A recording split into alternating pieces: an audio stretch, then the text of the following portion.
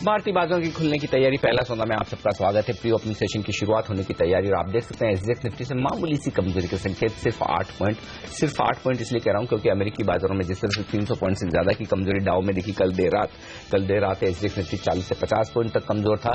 उसके कंपेरिजन में एशियाई बाजार रिकवर करते हुए नजर आए और एसजीएक्स निफ्टी भी। चलिए पहली टिक आपकी स्क्रीन पर आती हुई सेंसेक्स और निफ्टी पर 11 अंक ऊपर सेंसेक्स, 62 अंक ऊपर निफ्टी खुलता हुआ दिखा है और उसकी वजह है एलएनटी का स्टॉक जो कि 10% ऊपर है, टाटा मोटर्स 10% ऊपर आपको नजर आएगा और इन दो स्टॉक्स के दम पर आपको निफ्टी में शुरुआती कारोबार में मजबूती दिख रही है। प्री ओपनिंग सेशन में डीएलएफ एक और स्टॉक है जो 3% ऊपर नजर आ रहा है और 2.5% ऊपर है अल्ट्राटेक सीमेंट का share. Jindal steel and power में 4.5-5% के आसपास की कमजोरी, हीरो मोटोकॉर्प 2.5% कमजोर। ये कुछ एक स्टॉक्स हैं जो एक्शन में है, लेकिन एक्शन करेंसी के फ्रंट पर देखना इंटरेस्टिंग होगा क्योंकि डॉलर इंडेक्स में लगातार जबरदस्त मजबूती बनी हुई है। आज भी रुपए ने कमजोर शुरुआत की है, लगभग 6-7 पैसे कमजोरी के साथ हमने शुरुआत की है। 62.83 के करीब पहुंचने की कोशिश यहां पर होती नजर आ रही रुपए की तरफ से। ये एक संकेत करेंसी मार्केट से आता हुआ।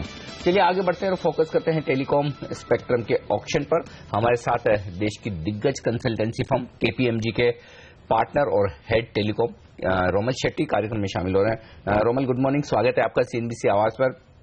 क्या कहेंगे आप, जिस तरह की बिडिंग हुई है 900 मेगाहर्ट्ज के लिए और अब फोकस 800 और 1800 मेगाहर्ट्ज पर पहुंचता हुआ दिख रहा है, 92,000 करोड़ की बोलियां अब तक सरकार को मिल चुकी है। क्या आप इसे एक एग्रेसिव बिडिंग के तौर पर देख रहे हैं या फिर स्पेक्ट्रम की अवेलेबिलिटी और रिक्वायरमेंट को देखते हुए ये रीजनेबल है? रोमल, क्या आप तक मेरी आवाज पहुंच रही है? हाँ बोलो सर, क्या जी, मैं ये जानना चाहता हूं कि अब तक की जो बिडिंग हुई है जिसमें 92,000 करोड़ के बोलियां मिली है सरकार को, कैसे देख रहे हैं आप इस बिडिंग को और आगे के लिए क्या संकेत मिल रहे हैं?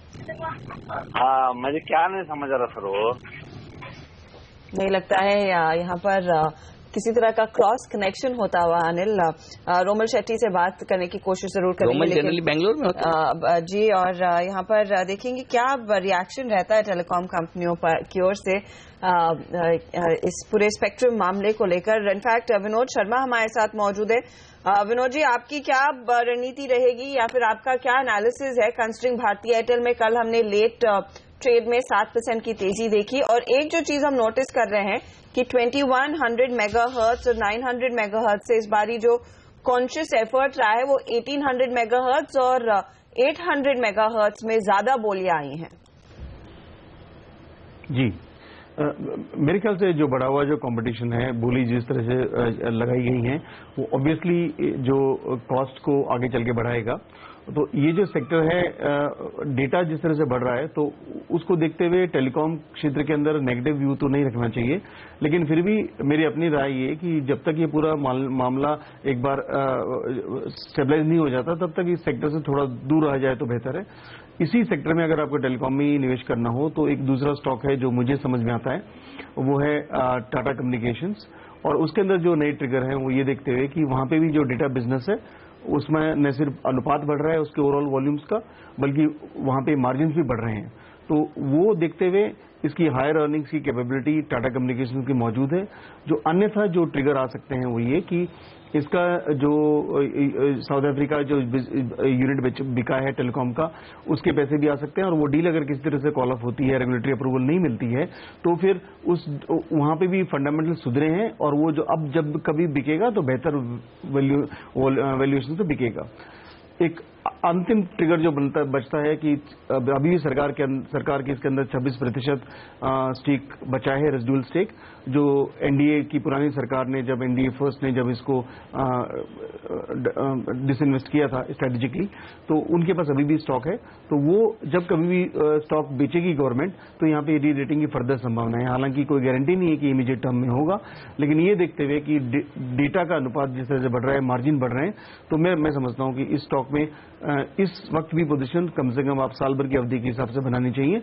आधा जो आपको लेना है इन्वेस्टमेंट वैल्यू वो अभी ले सकते हैं, बाकी अगर 10% जैसे गिरावट आती है तो उसके लिए तैयार रहें, फिर आप इसमें और फर्दर ऐड कर सकते हैं। अपॉर्चुनिटी टाटा कम्युनिकेशन में दिखाई दे रही है। लेकिन coming back to the spectrum auction, Romal Shetty मेरे ख्याल से आप लाइन पर है। रोमल, क्या आपको मेरी आवाज सुनाई दे रही है?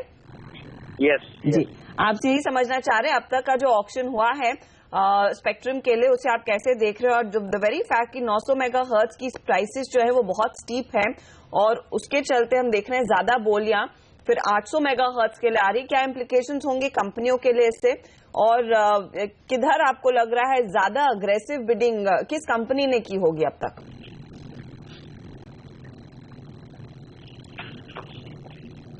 रोमन, नहीं लगता है वहां पर मेजर टेलीकॉम इश्यूज जब हम डिस्कस कर रहे हैं टेलीकॉम सेक्टर को ही। एक क्विक टेक चेक ले लेती हूं मैं यहाँ पर मानस से। मानस, भारतीय एयरटेल जो कल का स्टार परफॉर्मर था 7% भागा, क्या सलाह है आज के ट्रेड के लिए? देखिए, जितने ही टेलीकॉम स्टॉक्स हैं इसमें कोई भी पॉजिटिव सिग्नल नहीं आ रहा है, पॉजिटिव साइन नहीं टेक्निकली दिखता है। बट अगर इन सब स्टॉक्स की बात करें तो सबसे बेहतर भारतीय एयरटेल दिखता है, क्योंकि भारतीय एयरटेल ने पिछले करीब 4 बार ऐसा हुआ है कि 338, 340 के आसपास सपोर्ट लिया है और वहां से रिकवरी दिखाई है। तो अगर सबसे बढ़िया पैटर्न अगर किसी का है तो डेफिनेटली वो भारतीय एयरटेल का है। जहां तक बात फ्रेश लॉन्ग की है, मैं समझता हूँ थोड़ा सा वेट कर लें, एक बार स्टॉक 360, 350 के रेंज में आए तो वहां पर लॉन्ग पोजीशन क्रिएट करें। उस केस में आपके स्टॉप लॉसेस 335 रहेंगे और अपसाइड टारगेट वापस 385 और 390 के रहेंगे। ओके, ये राय आती स्टॉक पर। लेकिन केन इंडिया और सिद्धार्थ, इस स्टॉक पर आपसे राय लेना चाहता हूँ। 10,247 करोड़ यानी कि 10,000 करोड़ से ज्यादा की एक टैक्स पेनल्टी का मामला आया है यहाँ पर सामने केन इंडिया की प्रोमोटर कंपनी के अगेंस्ट में। इनकम टैक्स अथॉरिटीज ने ये नोटिस भेजा है। वैसे भी स्टॉक काफी कमजोर है क्रूड के दाम गिरने के बाद। क्या यहाँ पर कुछ और शॉर्ट पोजीशन बनाने के मौके नजर आ रहे हैं आपको? जी, 228 का स्ट्रॉन्ग सपोर्ट है जहाँ से स्टॉक ने बाउंस बैक दिया था पहले भी। क्रूड ऑयल प्राइस वापस नीचे जा रहे हैं, ये मामला आया है सामने। मुझे लगता है कि इसमें ब्रेकडाउन आ सकता है 228 के नीचे, और जिसके चलते हुए इसमें फ्रेश शॉर्टिंग देखी जा सकती है and stock can probably down towards 202 odd levels. तो यस, इसमें शॉर्ट पोजीशंस बनाई जा सकती है। डिस्पाइट स्टॉक ऊपर से करेक्ट हुआ है, 260 के लेवल से करेक्ट हुआ है, फिर भी शॉर्ट पोजीशंस बनाई जा सकती है। ओके, एक और स्टॉक केशोराम, इस पर आपसे राय लेना चाहता हूं तकनीकी तौर पर मानस। और यहाँ पर कल खबरें आई थी कि राकेश झुंझुनवाला ने अपनी 0.5% हिस्सेदारी बेची है। स्टॉक में काफी एक्शन था, इंट्राडे में करेक्शन भी होता हुआ दिखा। चार्ट्स क्या कह रहे हैं, क्या ये बाय ऑन डिप्स का है? क्योंकि बाजार में काफी खबरें ये भी चल रही कि इनके टायर बिजनेस को बेचने की जो बात चल रही है वो लगभग फाइनल स्टेज पर, कभी भी इस तरह के ऐलान आ सकते हैं। क्या करना चाहिए केशोराम में? देखिए, पिछले करीब 1 मंथ से स्टॉक 140 के आसपास रेजिस्टेंस फेस कर रहा है और कल भी 140 के ऊपर क्लोज होने में कामयाब नहीं रहा। बट अगर आप मंथली चार्ट देखिए तो वहां पर आपको inverse head and shoulder pattern clearly दिखता है, जिसका नेकलाइन 150 के आसपास है। तो अगर आपको सेफ प्ले करना है तो 150 के ऊपर स्टॉक को बाय करें। उस केस में स्टॉप लॉसेस 130 के रहेंगे और टारगेट 190 के रहेंगे। बट ऑलरेडी अगर किसी के पास है अनिल जी, तो भी मैं समझता हूँ कि बने रहें, क्योंकि पैटर्न इतना स्ट्रांग बन रहा है मंथली चार्ट पे कि उम्मीद काफी है कि स्टॉक एक अपसाइड ब्रेकआउट देगा। तो उस केस में आपको अभी तो फिलहाल 120 के नीचे स्टॉप लॉस रखना है, बट अगर 150 के लेवल्स बीच हो जाए तो स्टॉप लॉस रिवाइज करके 130 कर ले। ये है फिलहाल राय केशोराम इंडस्ट्रीज पर, जहां पर क्लियरली अपॉर्चुनिटी डेफिनेटली दिखाई दे रही है। कुछ और काउंटर्स जिनमें एक्शन कल के सत्र में ऑफकोर्स हमने देखा था। भाई क्विक कॉल सिद्धार्थ, फार्मा कंपनियों में वॉकहार्ट जैसे काउंटर्स फिर से एक्टिव होते हुए दिखाई दिए हैं। वैसे भी हमने देखा है सन फार्मा, स्पार्क जैसे काउंटर्स भी कैश में काफी भागे हैं। क्या आपको यहाँ पर लग रहा है एक साइजेबल ट्रेड आज के लिए भी बाकी है? शायद थोड़ा अपसाइड और बाकी होगा, क्योंकि ये जो थोड़ी सी अनसर्टनिटी मार्केट में आई है और हम देख रहे हैं कि high beta space, banking space, infrastructure space correct हो रहा है। तो जो फंड्स जिनका रेगुलेशन रहता है कि they can't sit on cash, will try to move towards defensive sector like pharma, IT. लेकिन अगर ट्रेडिंग के पर्सपेक्टिव से अगर मैं देखूं तो risk reward ratio is not in favour of going long now, whether it be Wockhardt और सन pharma. Trading perspective से मैं यहाँ पे लॉन्ग जाने की सलाह बिल्कुल नहीं दूंगा। ओके, ट्रेडिंग पर से यहाँ पर अवॉइड करें, ये राय आती हुई दिख रही है। एक और स्टॉक जो काफी एक्शन में है मानस, उसके चार्ट्स पर नजर डालिए। एपीएल अपोलो ट्यूब्स, यहाँ पर लगातार फंड्स की तरफ से खरीदारी होती हुई दिखी। कल भी हमने देखा 2 lakh share HDFC mutual fund ने खरीदे हैं 365 रुपए के दाम पर। पहले भी ब्लॉक डील्स इसी तरह की रिपोर्ट होती हुई दिखी थी। एपीएल अपोलो ट्यूब्स के चार्ट्स क्या करें, क्या कोई अब भी खरीदारी का मौका है या काफी रनअप हो चुका है? नहीं, मैं समझता हूं कि जो ट्रेंड है वो तो डेफिनेटली पॉजिटिव है और higher tops higher bottoms weekly chart पे क्लियरली दिख रहे हैं। तो खरीदारी करने की राय रहेगी, बट यहाँ पर नहीं, थोड़ा लोअर लेवल पे 385 390 के लेवल्स हैं, तो वहां पर खरीदारी करें। उसके इसमें स्टॉप लॉसेस 355 रहेंगे और अपसाइड टारगेट 435 के रहेंगे। ओके, ये है फिलहाल कॉल आईपीएल अपोलो ट्यूब्स पर। जेएमआर इंफ्रा ऑफ कोर्स आज एक्शन में रहेगा। एक्स राइट हो रहा है, ये 3:14 का जो राइट्स इशू आया था, लेकिन साथ ही यहाँ पर कंपनी सिंगापुर की कंपनी के साथ चर्चा कर रही है एक पावर प्रोजेक्ट में हिस्सेदारी बेचने के लिहाज से। विनोद जी, आपकी क्या राय रहेगी इन इंफ्रा कंपनियों पर जो पावर स्पेस में भी काफी एक्टिव है, चाहे वो जीएमआर इंफ्रा हो या फिर अदानी पावर जैसे कंपनीज? जी, मैं इंफ्रास्ट्रक्चर के सेक्टर में से अगर कंपनियां चुननी होंगी तो मैं देखूंगा कि वो कंपनी जो है वो कम से कम उसके अंदर डेट हो। तो ये जो कंपनियां हैं दोनों जो आपने जिक्र किया, ये काफी डेट इनके अंदर का अनुपात है। साइकिल टर्न अराउंड होगी तो ये जो अच्छा खासा रिबाउंड दे सकते हैं, लेकिन मैं इस वक्त इनमें निवेश नहीं करना चाहूंगा। इंफ्रास्ट्रक्चर में अगर निवेश करना है तो मैं जो चुनिंदा जो बड़े स्टॉक्स हैं, आईडीएफसी एंड जो बैंक भी बनने वाला है 1 अक्टूबर से, और उसके बाद लार्सन एंड टुब्रो, तो इनके अंदर आप इस वक्त भी पोजीशन ले सकते हैं और 1/3 करके अगले 7-8% के लिए नीचे गिरेंगे, तो उस दृष्टि से आप अपना अनुपात दोनों स्टॉक्स में आप इन्वेस्ट कर सकते हैं। ये बात पक्की है कि आने वाले दिनों के अंदर बेहतर मैनेजमेंट चूज कीजिए या फिर छोटे जो स्टॉक्स हैं उनके अंदर जो जीरो डेट या नियर जीरो डेट वाली कंपनियां चुनिए। तो मैं सिर्फ लार्ज कैप्स को देखा तो उनमें मैं अपनी पसंद बता रहा हूँ।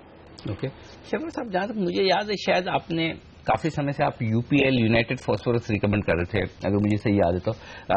कल एक बड़ा सौदा होता दिखा है जहां पर एडवांटा जो इन्हीं की ग्रुप कंपनी जिसमें यूपीएल ने लगभग 5.5 लाख शेयर खरीदे हैं 425 रुपए में, दोनों स्टॉक पर आप क्या राय रखते हैं? खरीदना चाहिए, निवेश का मौका है?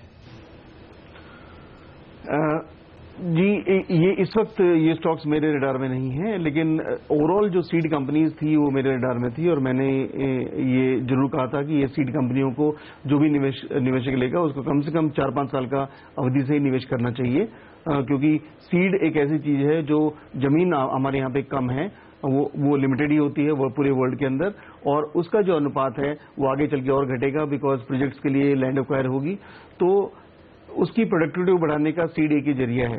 तो उस दृष्टि से एक जेनरिक कॉल थी सीड कंपनीज के अंदर, भले पानी की कमी हो, आप 5 बार पानी देते हैं, 1 बार पानी देने वाले सीड बनाएंगे, उसकी डिमांड रहेगी। आप प्रोडक्टिविटी 5 गुना बढ़ा दीजिए तो लैंड की रिक्वायरमेंट को आपके पास 1 एकड़ अवेलेबल है उसमें 5 गुना आप वो ले सकते हैं फसल। तो इस तरह के जो सीड एक सब प्रॉब्लम्स के आंसर है, तो उनके अंदर लंबी अवधि के लिए निवेश किया जा सकता है, पर इन दोनों कंपनियों को जो आपने जिक्र किया फिलहाल मेरे होराइजन में ये नहीं है। ओके, गुजरात फ्लोरो मानस इसके चार्ट पर नजर डाल के बताएं, क्योंकि इनकी ग्रुप कंपनी आइनॉक्स विंड का आईपीओ 18 मार्च को खुलने की तैयारी, 75% हिस्सेदारी इस कंपनी के पास है, 315 से 325 रुपए की रेंज है, लेकिन गुजरात फ्लोरो के लिए एक वैल्यू अनलॉकिंग वाला मामला हो सकता है। क्या एक खरीदारी का मौका है या फिर देर हो चुकी है? नहीं, मैं नहीं समझता यहाँ पर खरीदारी का मौका है अनिल जी, क्योंकि काफी समय से आई थिंक नवंबर से हम देख रहे हैं कि 800 के लेवल्स स्टॉक में ब्रीच नहीं हो रहे हैं, और अगर 800 के लेवल्स ब्रीच हो तब तो आप फ्रेश लॉन्ग क्रिएट करें, अदरवाइज कल के पैटर्न को देख के लगता है कि एक बार प्रॉफिट बुक करना चाहिए और वेट करना चाहिए 800 ब्रेक करने का। अगर 800 के लेवल्स ब्रीच होते हैं तो वहां से कम 150 रुपए का मूव देखने को मिलेगा, तो कोई भी फ्रेश लॉन्ग 800 के ऊपर ही बनाए। ओके, 800 के ऊपर निकले तो ही तेजी की पोजीशन बनाने की कोशिश करें, ये राय आती हुई यहाँ पर साफ तौर पर इस स्टॉक के लिए। देख लेते हैं, चलिए भारतीय बाजारों की किस तरह की शुरुआत होती है। इस बीच आप देख सकते हैं प्री ओपनिंग सेशन में संकेत थोड़े से बेहतर आते हुए दिख रहे हैं पॉजिटिव साइड पर। 15 अंक ऊपर निफ्टी आपको नजर आएगा और 15 अंक ऊपर सेंसेक्स दिखेगा। तो ग्लोबल मार्केट्स की खासतौर से अमेरिकी बाजारों की अच्छी खासी कमजोरी के बावजूद भारतीय बाजारों में पैनिक नहीं है, स्टेबिलिटी है, और हमारे तीनों ही एक्सपर्ट इसी तरह की स्टेबिलिटी की बात करें तो कम से कम ये कहा जा सकता है कि थोड़ा माहौल खरीदारी की तरफ बनता हुआ दिख रहा है कल के सेशन में, खराब आंकड़े आने के बावजूद एफआईएस की तरफ से। देखते हैं किस तरह से हम आज के कारोबार की शुरुआत करते हैं। पहली टिक आपकी स्क्रीन पर आने की तैयारी में यहाँ पर होगी। उससे पहले बता दें आपको कि बाजार में इस वक्त जो रुझान दिख रहा है वो थोड़ी खरीदारी की तरफ आता हुआ नजर आ रहा है। चलिए प्री ओपनिंग सेशन में कौन से स्टॉक सेक्शन में वो नजर डालें। केन इंडिया 1.5% का नुकसान है, जिस तरह से 10,250 करोड़ का एक आईटी डिपार्टमेंट की तरफ से नोटिस आया है, वो एक नेगेटिव है। जेएसपीएल यहाँ पर गारे पालमा जो ब्लॉक हैं जिनके ऑप्शन हुए थे काफी सस्ते दाम में इस कंपनी के हाथ लगे थे, सरकार कह रही है कि उनकी जांच हो रही है। कोल इंडिया यहाँ पर कल का स्टार परफॉर्मर 4% की मजबूती के बाद आज आधा % करेक्ट होने की तैयारी में। और एशियन पेंट्स यहाँ पर खबरें आई कि 1750 करोड़ का इन्वेस्टमेंट वो आंध्र प्रदेश में करना चाहते हैं, सरकार के साथ एक MOU किया है, अगले 12 सालों में ये निवेश करेंगे। स्टॉक 1.25% मजबूत है। आज का टॉप गेनर दिख रहा है। पहली टिक आपकी स्क्रीन पर आती हुई 20 अंक ऊपर सेंसेक्स पर शुरुआत हुई है और 15 अंक ऊपर निफ्टी पर हमने शुरुआत की है भारतीय बाजारों की। तो हरे निशान के साथ शुरुआत होती है भारतीय बाजारों की। टॉप परफॉर्मर एक्सेलटेक 1.5% का फायदा यहाँ पर होता हुआ दिखा है। एशियन पेंट्स 1% ऊपर, इंडसइंड बैंक, सन फार्मा जैसे शेयरों में आधा से 1% तक का फायदा। SBI, L&T जैसे शेयरों में भी थोड़ी पॉजिटिव शुरुआत होती दिख रही है। तो थोड़ा सहारा आता दिखा है फार्मा से, आईटी शेयरों से, बैंक से, यहाँ पर खासतौर से इंडसइंड बैंक, SBI जैसे दिग्गज बैंक ऑफ बड़ौदा हरे निशान के साथ खुलते हुए दिख रहे हैं। लेकिन टॉप परफॉर्मर एक्सेलटेक 2% की मजबूती के साथ बाजार मजबूती बढ़ाता हुआ 65 अंक ऊपर सेंसेक्स और 25 अंक ऊपर निफ्टी। केन इंडिया 2.5% का कट और जेएसपीएल में लगभग गिरावट 2% के आसपास की होती हुई दिख रही है। गेल और ग्रासिम जैसे स्टॉक भी 1% कमजोर। तो ये है शुरुआती कारोबार का रुझान निफ्टी के स्टॉक्स में। आइए वायदा कारोबार की तरफ। केन इंडिया 2.5% के नुकसान के साथ टॉप लूजर। जस्ट डायल 1.5% नीचे है। जेएसपीएल में भी 1.5% के आसपास का नुकसान। जीएमआर इंफ्रा 1% नीचे। मारुति जहां पर रिकॉल किए हैं इन्होंने 33,000 गाड़ियां और यहां पर 1% का नुकसान। मजबूत क्या है? कैलकाटा इलेक्ट्रिसिटी जहां पर इन्होंने टैरिफ बढ़ाने की अप्रूवल मिली है, मुनाफा बढ़ेगा। इस खबर के बाद 3% का बड़ा जंप और वायदा कारोबार का टॉप गेनर ये स्टॉक इस वक्त। सिंडिकेट बैंक 2% उछलता हुआ। वोकहार्ड, यूनिटेक, HDI जैसे ट्रेडर्स के फेवरेट काउंटर्स आज पॉजिटिव शुरुआत करते हुए दिख रहे हैं अपनी पारी की। 40 अंक ऊपर सेंसेक्स है, 15 अंक ऊपर निफ्टी और मिड कैप और स्मॉल कैप शेयरों में भी शुरुआत पॉजिटिव होती हुई दिख रही है। कहाँ एक्शन है आपकी नजर में? फिर से हम देख रहे हैं टीटागढ़ जैसे काउंटर्स तेजी में है तो थॉमस कुक में खरीदारी हो रही है। Muthoot finance, NBCC, Pipavav defence में एक पुल बैक आता हुआ 1% का गेन देखने को मिल रहा है। ग्लेनमार्क, फार्मा, स्पार्क जैसे स्टॉक्स हैं जहां पर हमने देखा है आज के सत्र में कुछ एक्शन बना है। हालांकि दीवान हाउसिंग, NFL जैसे काउंटर्स कुछ बिकवाली के घेरे में। ऑर्बिट कॉप में एक पुल बैक आता हुआ। पटेल इंजीनियरिंग में हम देख रहे हैं कुछ खरीदारी हो रही है। बॉम्बे डाइन जैसे काउंटर्स हैं जहां पर हमने देखा आज के सत्र में कुछ खरीदारी बनती हुई दिखाई जरूर दी है। तो क्लियरली एक बहुत ही खामोश सत्र है, लेकिन शायद नजरें सभी की रहेंगी कि क्या डेवलपमेंट्स होते हैं लैंड एक्विजिशन बिल को लेकर, जहां पर लोकसभा में इसको पारित जरूर कर दिया है। उस लिहाज से शर्मा जी, क्या इसका एक बहुत बड़ा ओवरहैंग मार्केट्स पर रहेगा? और अगर राज्यसभा में जिस तरह के संकेत मिल रहे हैं कि मामला अटकेगा, मार्केट्स पर क्या एक बहुत ज्यादा ड्रैग साबित होगा या फिर आपको लग रहा है डिफेंसिव स्टॉक्स में पैसा लगाएं तो बात बनेगी?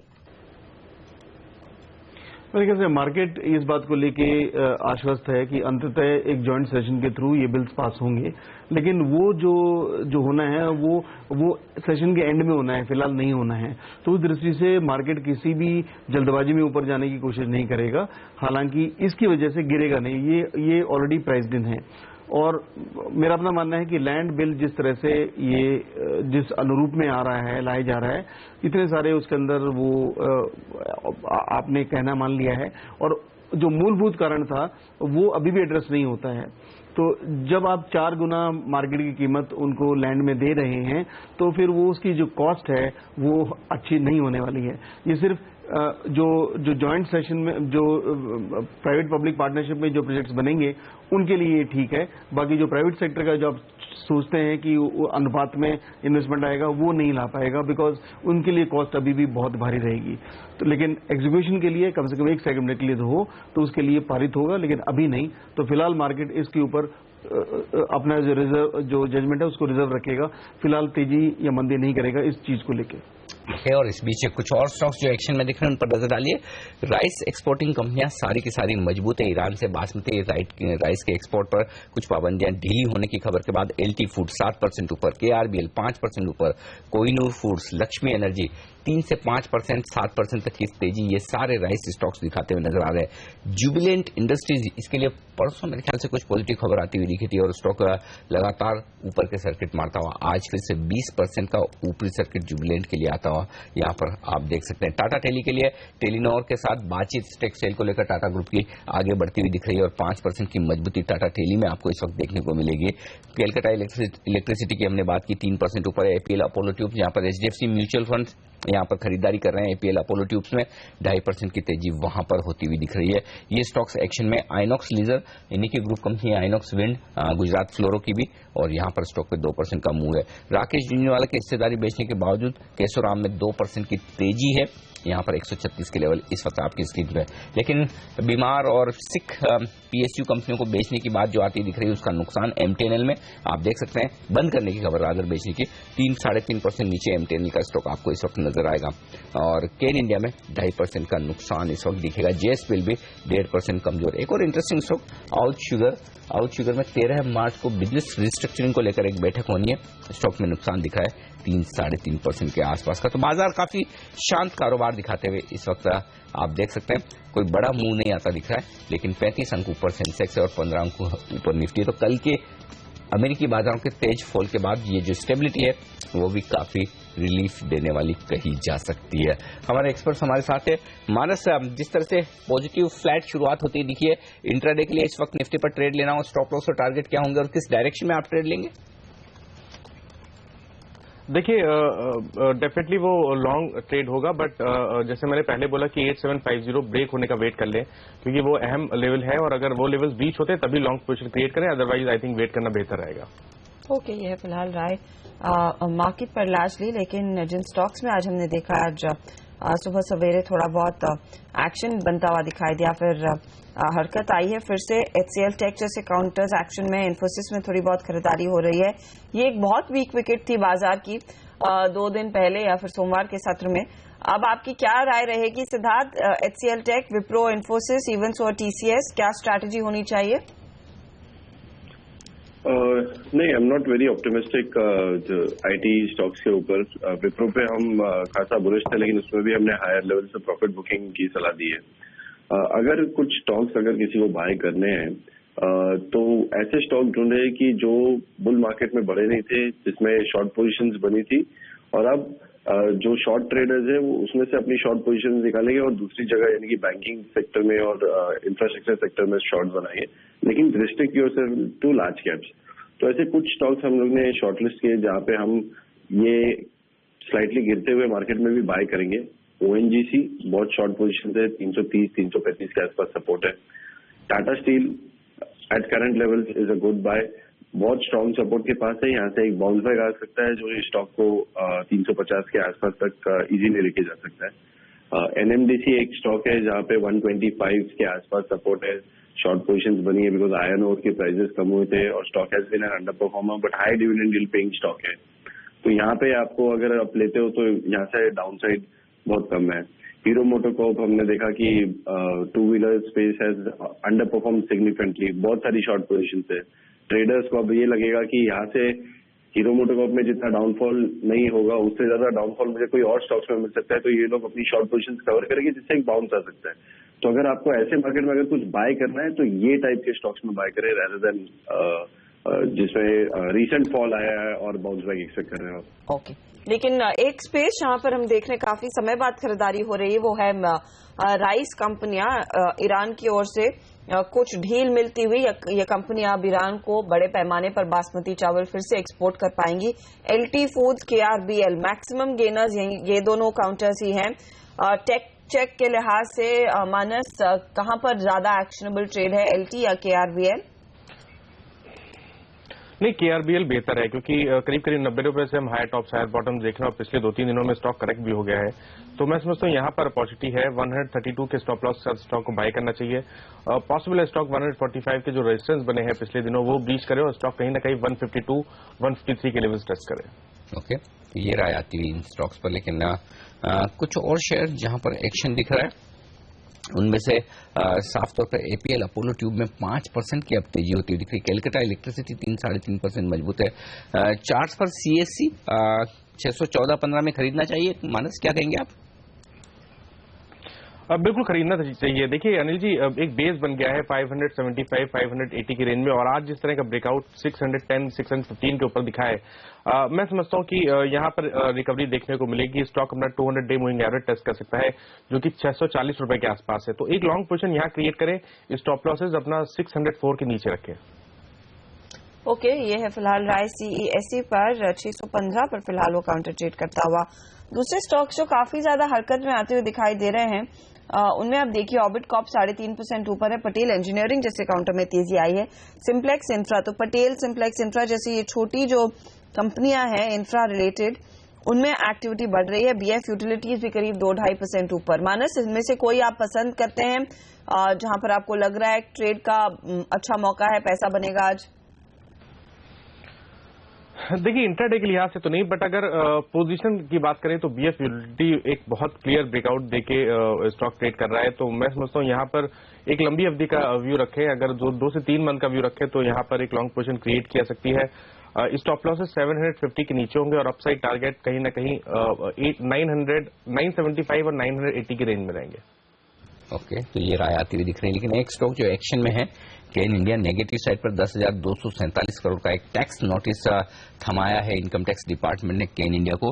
इसी पर बातचीत करते हैं पूरी डिटेल में। हमारे सहयोगी संदीप ग्रोवर हमारे साथ जुड़ रहे हैं। संदीप, बताइए क्या है डिटेल्स, और इस टैक्स नोटिस के जरिए जिम्मेदारी किस पर आएगी, हिंदुस्तान की केन इंडिया पर या फिर लंदन की केन एनर्जी पीएलसी पर? काफी बड़ा कंफ्यूजन है इस लायबिलिटी को लेकर कि क्या ये केन इंडिया जो कि इंडियन लिस्टेड कंपनी है उसके ऊपर आएगी, या तो फिर केन एनर्जी पीएलसी जो कि अस्वेल प्रमोटर था इस कंपनी का। देखिए इस बारे में हमने इस कंपनी के जो प्रबंधन है उससे भी बातचीत करी और उनका साफ तौर पे ऐसा कहना था कि केन इंडिया जो कि इंडियन लिस्टेड कंपनी है उसके ऊपर इसका कोई भी लायबिलिटी, कोई भी भार दरअसल नहीं आएगा। और केन एनर्जी पीएलसी जो कि अस्वेल प्रमोटर है, जो कि यूके की कंपनी है, उसके ऊपर इसकी पूरी दरअसल जो लायबिलिटी है वो ऊपर के सामने आएगी। दरअसल ये मामला अगर मैं आपको बता दूं तो 2006 का है, जब केन एनर्जी पीएलसी जो कि जिसके इंडिया के एसेट्स थे, उन्होंने एक नई कंपनी बनाई थी केन इंडिया के नाम से, और उसमें सारे अपने जो इंडिया के बिजनेसेस है, जो एसेट्स है, उसको ट्रांसफर किया था। उस समय की ये लायबिलिटी की बात है, जिसमें इनकम टैक्स डिपार्टमेंट का ऐसा कहना है कि इन्होंने 2178 करोड़ रुपए के आसपास का कुल निवेश किया था, जबकि जब इन्होंने एसेट्स ट्रांसफर किए थे इनको करीब 26,682 करोड़ रुपए का कैपिटल गेन हुआ था। तो उस लिहाज से अगर आप ये जो पूरा कैपिटल गेन हुआ था उसमें से इन्वेस्टमेंट निकालते तो करीब 24,500 करोड़ रुपए के आसपास का जो कैपिटल गेन है उसके ऊपर करीब 10,250 करोड़ रुपए के आसपास की टैक्स की लायबिलिटी बनती है, जिसके चलते इनको ये टैक्स का जो नोटिस है वो दरअसल सर्व किया गया है। और ये कंफ्यूजन दरअसल इसलिए हो रहा है क्योंकि जितने भी नोटिस, जितने भी जो न्यूज़पेपर रिपोर्ट्स है या तो फिर जो स्टेटमेंट्स हैं वो दरअसल ये ऐसा कह रही है कि केन की ओर से ऐसे बयान निकल के सामने है। तो उस लिहाज से वो केन इंडिया है या केन एनर्जी पीएलसी है, उसको लेकर ये कंफ्यूजन है। और इसके चलते हमने प्रबंधन से बात करी, उनका साफ तौर पर ऐसा कहना था कि इसको आप केन इंडिया से रिलेट मत कीजिए। जितनी भी लायबिलिटी है, जो भी स्टेटमेंट इशू है, जिसमें आपने पढ़ा भी होगा कि 40% नौकरियां यहाँ पे छटनी हुई है उसकी, और 10% के आसपास की हिस्सेदारी जो कि केन एनर्जी पीएलसी अब भी केन इंडिया में होल्ड करते हैं, उसको बेचने की अनुमति इनकम टैक्स डिपार्टमेंट की ओर से नहीं है। तो वो सारे जो स्टेटमेंट्स हैं वो इनफैक्ट केन एनर्जी पीएलसी की ओर से हैं, और उसको आप उनकी जो ऑफिशियल वेबसाइट है उसके ऊपर देख भी सकते हैं। तो साफ तौर पे इसका जो कोई भी लायबिलिटी या तो फिर जो भार है वो केन इंडिया जो कि इंडियन लिस्टेड कंपनी है उसके ऊपर नहीं आएगा, केवल केन एनर्जी पीएलसी उसके ऊपर पूरा जो भुगतान है उसका बोझ देखने को मिलेगा। तो आप साफ तौर पर ये कह रहे हैं कि बाजार का जो रिएक्शन है वो जायज नहीं है केन इंडिया के स्टॉक पर। 10,250 करोड़ की भले टैक्स लायबिलिटी का एक नोटिस सरकार ने भेजा हो, लेकिन जो पहले प्रमोटर थे केन इंडिया के, केन एनर्जी पीएलसी लंदन की जो कंपनी थी, उनके ऊपर ये टैक्स लायबिलिटी आएगी। उन्होंने अपनी स्टेक वेदांता ग्रुप को बेची थी। सेसा स्टरलाइट की ये होल्डिंग कंपनी, सेसा स्टरलाइट की सब्सिडरी कंपनी है केन इंडिया। तो जाहिर सी बात है कि न तो सेसा स्टरलाइट पर इंपैक्ट आना है, न वेदांता ग्रुप पर आना है, न केन इंडिया पर आना है। जो कुछ असर होगा अगर इस पूरे टैक्स डिस्प्यूट का, तो केन एनर्जी पीएलसी पर होगा। ये क्लैरिटी हमारी रिसर्च टीम देती हुई। तो स्टॉक के लिए जो रिएक्शन आता हुआ दिख रहा है वो सिर्फ सेंटिमेंटल है। फंडामेंटली केन इंडिया पर इसका कहीं कोई दूर दूर तक असर नहीं होना है। और आप देख सकते हैं इस क्लैरिफिकेशन के बाद स्टॉक डेज हाई पर आता हुआ दिख रहा है, रिकवर करता हुआ दिख रहा है। सिद्धार्थ, वायदा कारोबार में क्या केन इंडिया कहीं काफी शॉर्ट्स बने हुए, खरीदारी का मौका दे रहा है? नहीं अनिल जी, अगर ये न्यूज नहीं भी रहती तो भी जिस तरह से क्रूड ऑयल प्राइस वापस करेक्ट कर रहा है और जिस तरह से जीआरएम अंडर प्रेशर है, जो कॉस्ट बढ़ रही है इन टर्म्स ऑफ एक्सप्लोरेशन, मुझे नहीं लगता कि can India even without this news was a buy at the levels of 228, 230 और लेवल्स पे। इसने एक बार बाउंस दिया है क्रूड जब 45 से $60 तक गया था, और अभी हमको लग रहा है कि क्रूड $60 पे ऑलरेडी है, $59-60 पे, और ये वापस वही लेवल पे आ गया जिस लेवल पे जब क्रूड 47-48 के आसपास चल रहा था। तो यहाँ से हमारा एक्सपेक्टेशन है कि क्रूड ऑयल में करेक्ट फर्दर प्रॉब्ली 55-54 की तरफ, और केन इंडिया में फर्दर करेक्शन आएगा। 228 का बहुत स्ट्रांग सपोर्ट था, वो उसने आज ब्रीच किया है, उसके बाद वापस ऊपर आया है, लेकिन मुझे लगता है कि ये सपोर्ट के नीचे और डाउन साइड है। 202 से 205 के आसपास तक का हमारा लक्ष्य रहेगा केन इंडिया पे। ओके मानस, आपकी क्या राय है केन पर? नहीं, मैं नहीं समझता यहाँ पर लॉन्ग पोजीशन क्रिएट करनी चाहिए। स्ट्रक्चर डेफिनेटली वीक है। हाई लेवल्स अगर आते हैं तो 230-235 स्ट्रॉन्ग रेंज रेजिस्टेंस रेंज है, तो वहां पर स्टॉक को शॉर्ट करना चाहिए। उस केस में स्टॉप लॉसेस 140 के रहेंगे। और जहां तक बात डाउन साइड टारगेट की है, मैं समझता हूँ 818-817 के लेवल्स पॉसिबल है। तो बिल्कुल कोई भी बाउंस बैक अगर आए तो वहां पर बिकवाली करने की राय रहेगी। बिल्कुल, तो यहाँ पर ये राय आती हुई केन इंडिया के स्टॉक पर, लेकिन स्टॉक का काफी रिकवर किया है नीचे के लेवल से। देखना होगा ये सस्टेन हो पाता है या नहीं, लेकिन बाजार की रिकवरी सस्टेन होती नजर आ रही है। अब 28,800 के लेवल पर पहुंचता हुआ सेंसेक्स 90 अंकों का उछाल, निफ्टी 25 अंक मजबूत होता हुआ दिख रहा है। वक्त है हमारे दोनों एक्सपर्ट से विदा लेने का। सिद्धार्थ और मानस, आप दोनों का बहुत बहुत शुक्रिया आज सुबह जुड़कर हमारे साथ बाजार पर अपनी राय रणनीति शेयर करने के लिए।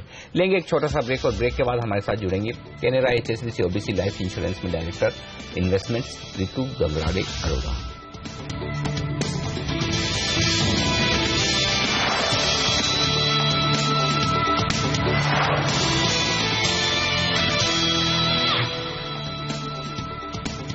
बाजार इस वक्त 45 अंकों पर है। सेंसेक्स पर, निफ्टी पर 15 अंकों की मजबूती, पॉजिटिव शुरुआत होती दिखी है भारतीय बाजारों की, खासतौर से तब जबकि लैंड एक्विजिशन बिल पास होने में मुश्किलें हैं। ग्लोबल मार्केट्स कमजोर है। कल कैश मार्केट में FIs की तरफ से बिकवाली के आंकड़े आते हुए दिखे।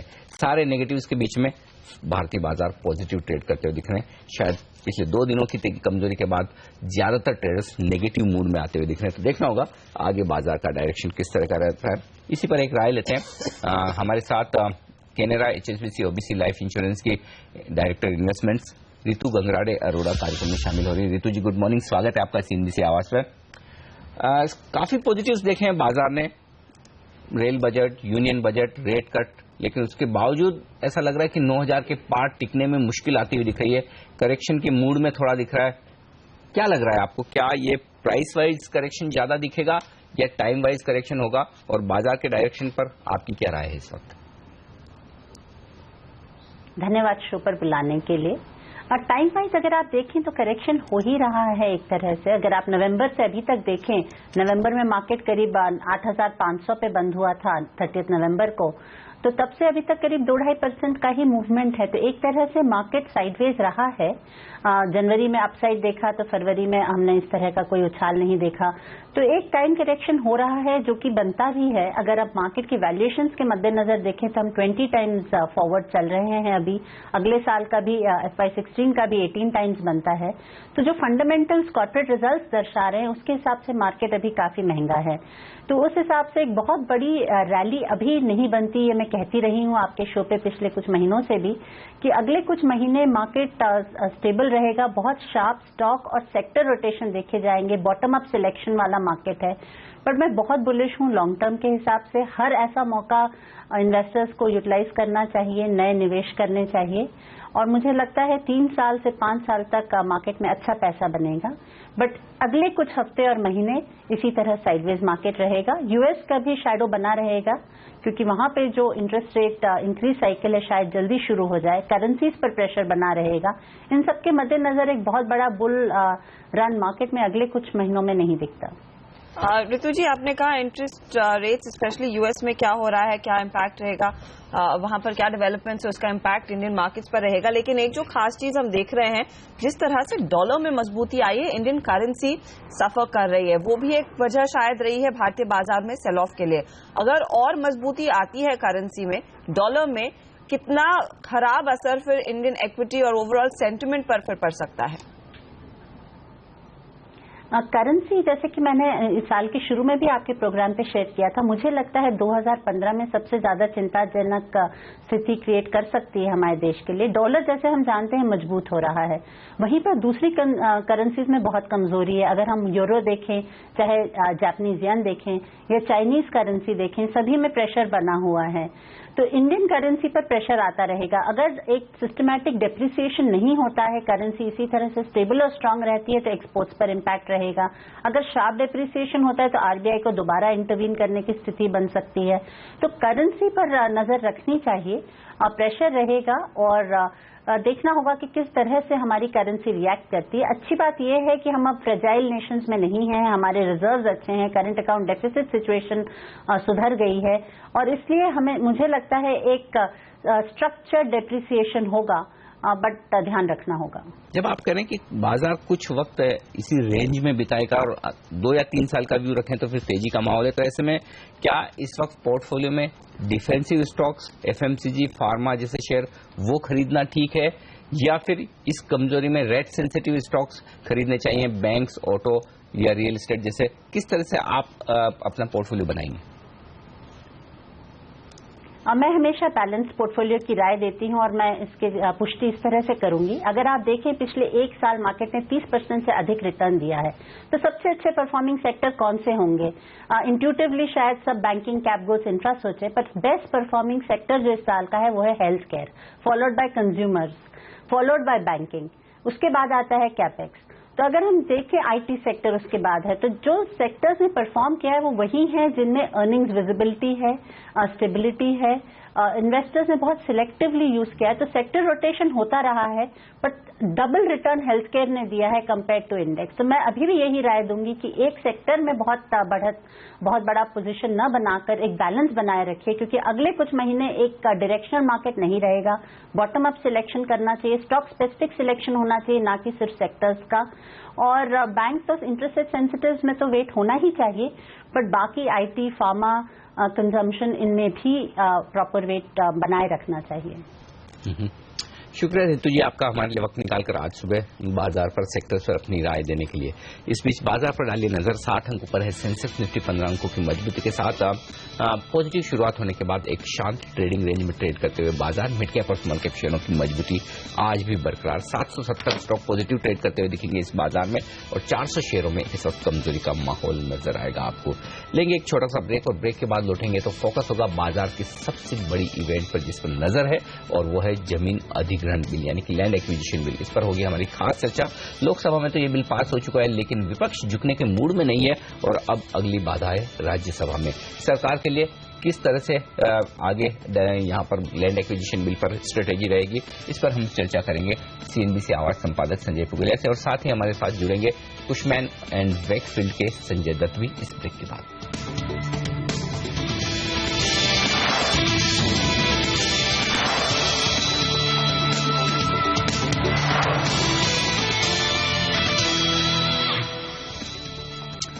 और लंबी बहस के बाद आखिरकार जमीन अधिग्रहण बिल लोकसभा से पास हो गया।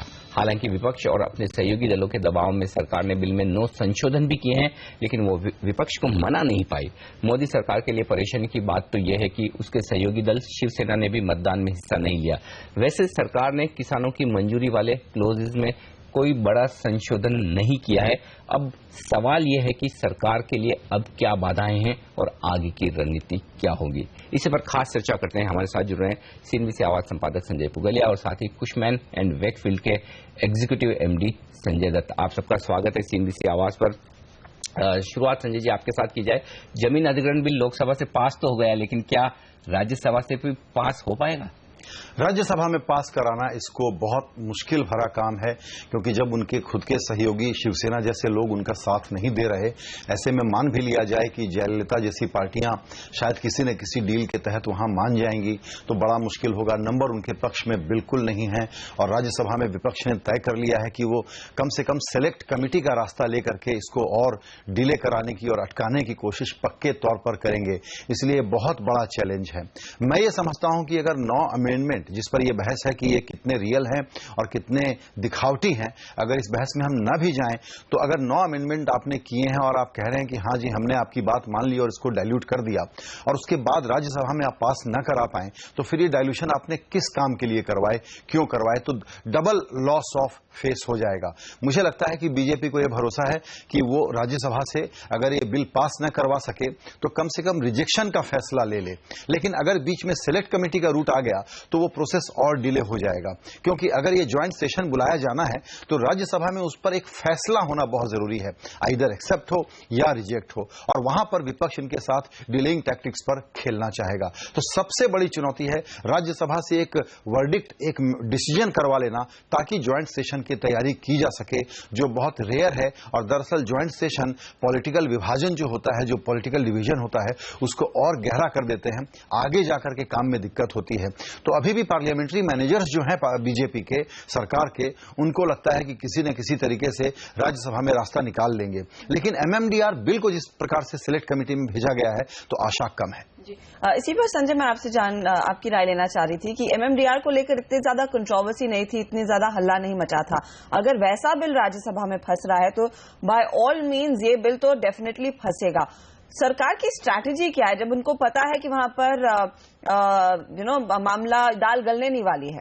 सरकार की रणनीति देखिए, अब उनके लिए फॉलबैक ऑप्शन एक ही है कि 6 महीने का लेफ्ट सामने आ रहा है, और अगर राज्यसभा में डिले करने की जो पार्लियामेंट्री मैकेनिज्म है, जो प्रोसेस है, उसमें ये डिले हो सकता है, तो उनके लिए वर्स्ट केस सिनेरियो ये है कि ठीक है, इस बजट सेशन में अगर हम पास न करा सकें तो किसी तरीके से ज्वाइंट सेशन बुला करके अगले मानसून सेशन के पहले अगर ज्वाइंट सेशन बुला सकें तो बेहतर होगा, नहीं तो मानसून सेशन के दौरान इसको पास कराने के लिए अगर ज्वाइंट सेशन बुलाना पड़े, ज्वाइंट सेशन के अलावा इनके पास कोई और चारा नहीं मुझे दिखलाई पड़ता है। हालांकि इनकी कोशिश यह है कि कांग्रेस को किसी तरीके से अलग थलग करके, क्योंकि अल्टीमेटली इनमें राज्यों की बड़ी भूमिका होती है, तो जितने क्षेत्रीय दल दूसरे हैं उनके नंबर को पूरा करके क्या राज्यसभा में पास करवाया जा सकता है, वहां तरह तरह की जो एक पॉलिटिकल, आप जिसको कह सकते हैं रजामंदी कहिए या डील मेकिंग कहिए, वो बहुत सारी बातें अंदर खाने इस वक्त चल रही होंगी जो कि पब्लिक डोमेन में नहीं है, लेकिन ये नॉर्मल प्रोसेस होता है। आप इसका उदाहरण इस बात से ले लीजिए कि कल शिवसेना ने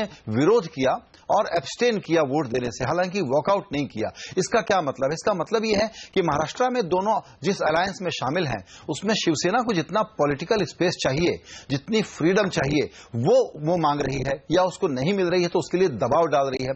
यानी एक प्रकार का पॉलिटिकल क्विड प्रो को करने की कोशिश होगी, और ऐसे में राज्यसभा में बीजेपी की कोशिश दरअसल यही है कि इसको किसी तरीके से पास करा लिया जाए, कांग्रेस को आइसोलेट करना पड़े, लेफ्ट को आइसोलेट करना पड़े, तो इसका मतलब है कि बाकी सारे लोगों का साथ चाहिए, तब जाकर के नंबर बनेंगे राज्यसभा के। तो राज्यसभा में बिल को पास करवाना इतना आसान नहीं होगा, लेकिन चूंकि कुशमैन वैकफील्ड के संजय दत्त साहब भी हमारे साथ हैं इस वक्त। दत्त साहब, आपसे ये जानना चाहता हूं, जो कुछ भी संशोधन किए, जो कुछ भी अमेंडमेंट्स करने के लिए सरकार तैयार हुई है, उसके बाद क्या आप ये मानते हैं कि बिल की इफेक्टिवनेस कम हो जाती है? बिल की इफेक्टिवनेस बहुत ही कम हो जाएगी, क्योंकि अगर आप कॉर्पोरेट्स और डेवलपर्स के पॉइंट ऑफ व्यू से देखें, अगर आप कैंपेन चला रहे हैं पूरे वर्ल्ड में मेक इन इंडिया का, मैन्युफैक्चरिंग का, उस हिसाब से जमीनों की कीमतें महंगी हैं, जमीन कम है, तो उद्योग कैसे लगेंगे और इस देश का आगे जो जीडीपी है कैसे बढ़ेगी, तो ऑब्वियसली उसको एक झटका लगेगा। लेकिन मैं समझता हूं कि ये सरकार की जो कन्विक्शन है स्ट्रांग है, इन्होंने ऑलरेडी दिखा दिया है कि ये कुछ ना कुछ कॉम्प्रोमाइज करके किसी न किसी तरीके से फ्लेक्सिबिलिटी ला के इसको पास करवाएंगे। अगर उनको कोई कंसेशन देने भी है, तो संजय जी ने बोला दूसरी पार्टीज को, ये करेंगे और किसी न किसी से तरीके से ये ला के अपनी क्रेडिबिलिटी जो इनकी दाव पे लगी हुई है उसको बचाने की कोशिश करेंगे। दत्त साहब, लेकिन क्या ये कॉम्प्रोमाइज वाकई में सरकार के लिए फायदे का सौदा रहेगा? जैसे आप कहते हैं विल इट रियली पे, मिसाल के तौर पर जहां पर पहले कंसेंट क्लॉज ये था कि आप कॉरिडोर के 2 किलोमीटर के अंदर लैंड एक्वायर कर पाएंगे और वहां पर डेवलपमेंट हो पाएगी, अब उसको ट्रिम करके 1 किलोमीटर रखा गया है। तो जो मेगा प्लान सरकार के थे इंफ्रास्ट्रक्चर को डेवलप करने के लिए, बड़े बड़े शहर बनाने के लिए, वो कैसे पूरे हो पाएंगे इन अमेंडमेंट्स के बाद? तो ऑब्वियसली वो बहुत ही टाइट है और वो अब इस सिचुएशन में और भी उसमें दिक्कत आएगी और वो मुश्किल होगा। लेकिन मैं समझता हूँ कि इसमें स्टेट का बहुत बड़ा योगदान रहता है। आप कभी भी आप उद्योगपति से आप बात करेंगे, उनको अपना कारोबार चलाना है और उस स्टेट में जाते हैं और लैंड देते हैं, अलॉट करवाते हैं स्टेट इंडस्ट्रियल डेवलपमेंट कॉर्पोरेशन से, तो उस लेवल पे उनका क्या इन्फ्लुएंस होता है और स्टेट का क्या प्रैक्टिस होता है, तो वो एक बहुत इंपॉर्टेंट रोल प्ले करता है और वो प्ले करते रहेंगे। तो कुछ स्टेट्स हैं जो काफी कॉर्पोरेट फ्रेंडली हैं, वो इंडस्ट्रियल पॉलिसी के अंदर स्कीम्स हैं, उनके पास लैंड है, तो वो तो उनको हेल्प करेंगे। लेकिन ओवरऑल अगर आप इस एक्ट के बेसिस पे आने वाले वक्त के लिए अगर ज्यादा लैंड लेना चाहते हैं कॉर्पोरेट्स को मैन्युफैक्चरिंग को बढ़ाने के लिए, तो उसमें दिक्कत आएगी और उसमें रुकावट आएगी और एयरपोर्ट ये जो बिल है ये लाभदायक नहीं साबित होगा।